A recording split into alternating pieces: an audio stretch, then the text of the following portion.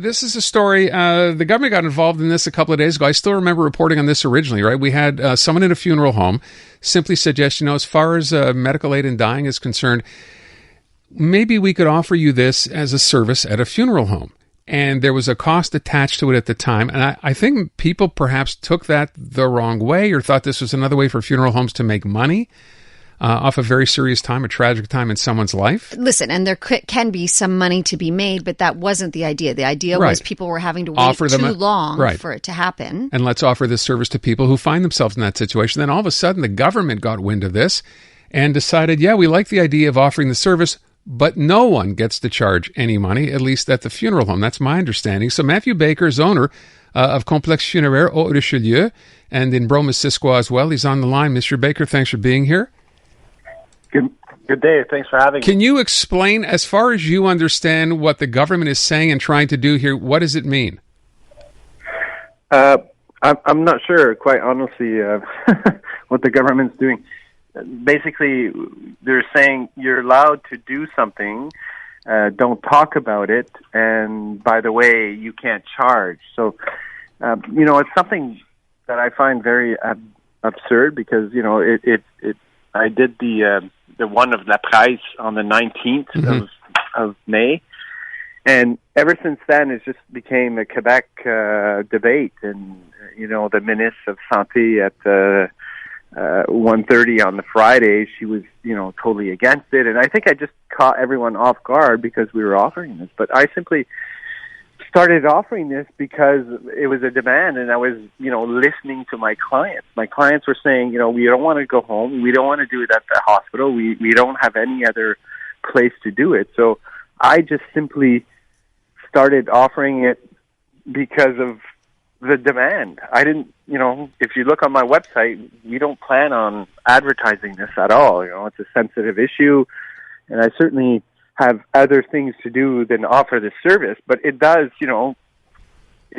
cost us money. There's time, there's a lot of meetings, planning the event, placing the hall.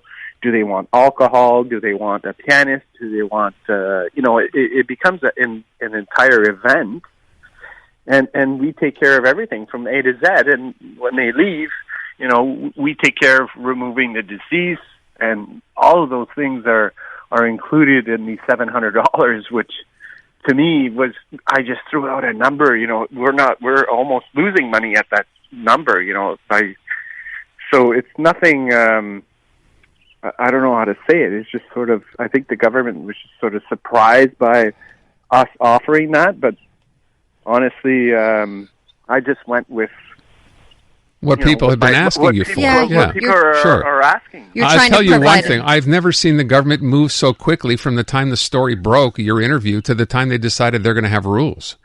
Yeah. And it's crazy. They're treating us like the funeral industry, or anyways, me, because I'm not, I don't talk much to other funeral homes, but they're treating us like, we're crooks. They spent more time on, how many fines, up to $150,000. That's absurd. Why didn't they just say, okay, let's charge, I don't know, $400 or $300 or whatever the cost may be, but the doctor that comes to our funeral home has a room, he does it, they're all on board, all of the medical practitioners all over Quebec are completely on board on this, so I don't see how the government are just making us out to look like crooks. I'm just listening to my clients, I don't even want to. I'm doing this out of my good heart. I'm sensitive right now, and it's making me emotional because it's an emotional service to offer. I bet. It's nothing to take lighthearted. No. So, Mathieu, you're the first to do it. I think that's really huge in this. You're the first in Quebec to offer medical aid in dying. And so I feel like they didn't know how to handle it. When we talk about these fines, have you been told that you could be fined for doing what you're doing, or you're just hearing this from the government? I'm just hearing this. Okay. They went through what the original article in the Price went through. And I never liked the term that the Price used. They said clé en main, service, all turnkey, included, $700. Yeah. And, you know, like it's you know, we're already in contact with these people. We're already talking to them. For the past couple years, you know, medical aid and assisted dying has been a reality for everyone here in Quebec. And us as funeral homes, it's a lot of talking over the phone. Okay, so it's going to happen at the house September 2nd at 2 o'clock. Okay, so show up around 2:30, wait outside. Okay, wait, no, plans have changed. We want to have a last drink. And, you know, it's just so very time-consuming, which is fine. But we're not used to that as a funeral industry. Right. Which is, whereas if you're more in charge, it can be more organized. Yeah, and expecting anyone to work for free, I don't understand it. Was the government saying, well, you know what, no, there shouldn't be a charge. We'll just allow you to charge, as you said, a flat fee and move on. But that was not even part of this. No, I don't know. It makes no sense.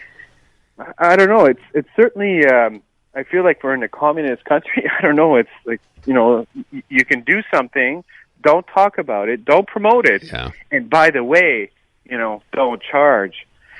Okay. You know, and my $700 included, you know, meeting with the family once, twice, and how many phone calls do we have? No, you know, clearly there's work involved, and you have to provide a service here. Yeah. And I can't imagine they would expect you to provide a service for free. That doesn't make any sense at all. And the doctor's charging. Yeah, and I guess they're saying we don't. The government. I'm imagining the government's position is we don't want to have people been taking advantage of at such a difficult time to begin with. I get that their heart's in the right place, but this ruling doesn't seem to make any sense at all.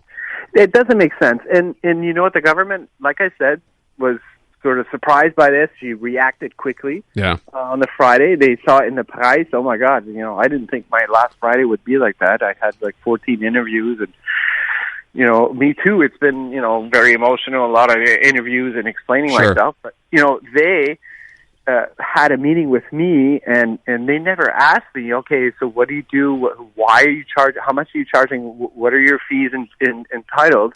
They met, you know, the Conservative Party, the Liberal Party, Parti Québécois, you know, they all met. But why didn't they invite me?